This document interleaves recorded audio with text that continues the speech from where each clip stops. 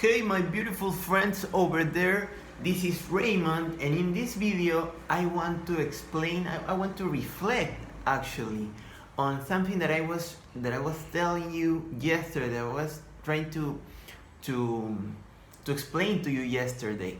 I was talking about the schedules and also freedom and also creativity, happiness, okay. And now I am trying to reflect on three topics, on the intersection point of three topics, okay, which are freedom, restrictions, or constraints, and creativity.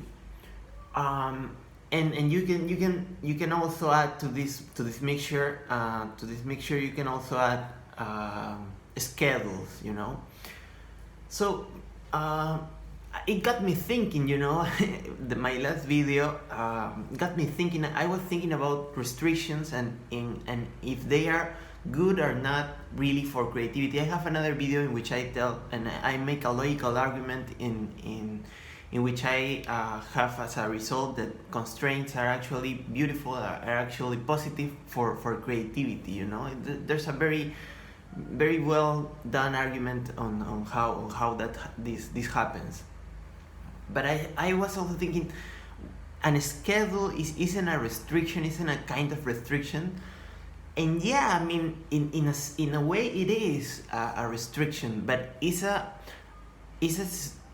can be a restriction imposed by someone else, externally imposed restriction, and that is what you don't want to follow. That is totally negative for creativity. I am noticing, what you want for creativity is self-imposed restrictions, like when you want to use just 5 pages for publishing a research paper, or you only want I don't know, 24 hours in order to invent something new, or you only want to use your phone, like in my case, for creating stuff, for creating video, for creating content. So self-imposed restrictions are the most beautiful kind of restrictions. That is what I want to add to my video about restrictions, and that's why schedules and externally imposed schedules are so terrible for creativity. So that being said, still schedules is there are two kinds of schedules, externally imposed and internally or self-imposed, schedules. And that's why pomodoros are so important for creativity, because let's think like pomodoro is like having 40 minutes to work or to create something, and another 20 minutes to rest. So if you don't have this, if you don't self-impose a restriction on time, probably you just end up with only imagination, and not creativity. Creativity is about creating something, and imagination is just imagining, not necessarily putting it out there, giving something to the world. So that's why pomodoros are important.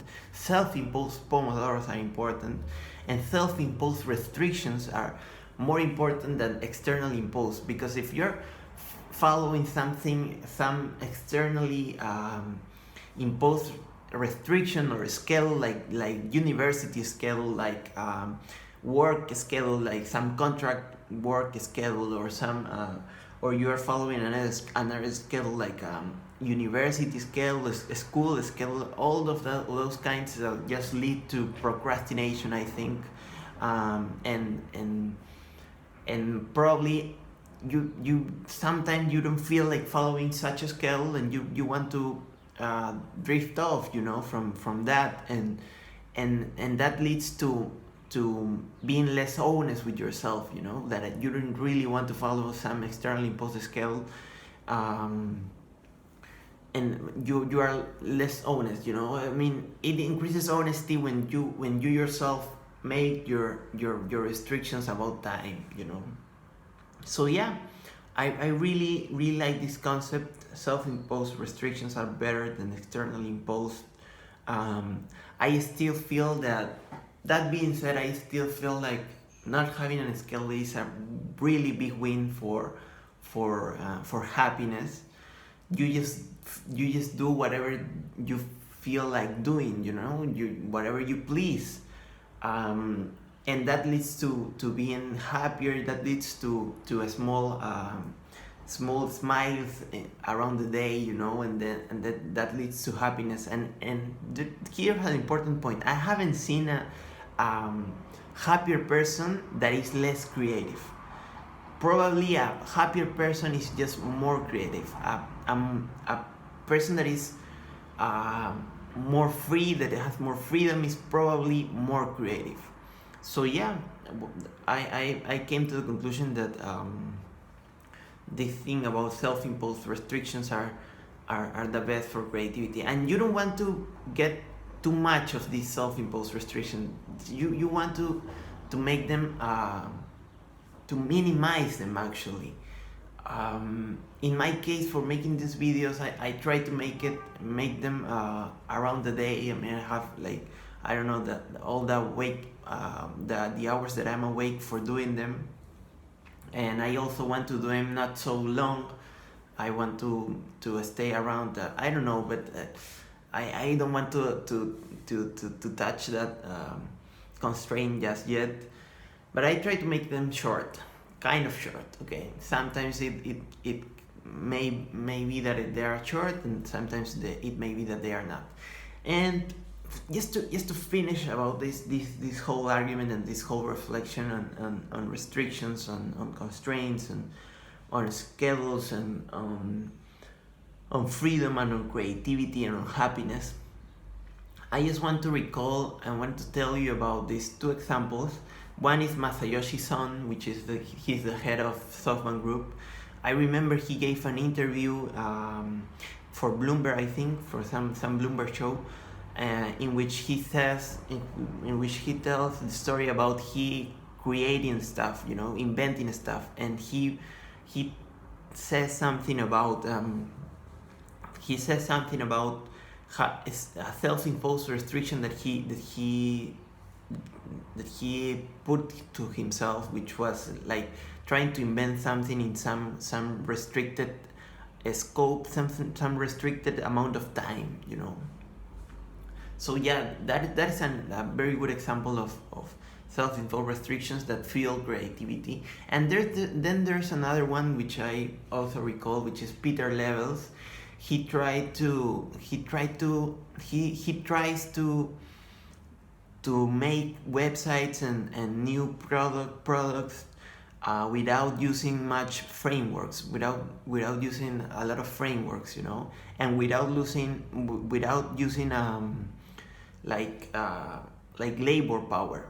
He tries to do it himself. Most of the stuff he tries to do it by himself, and not use labor.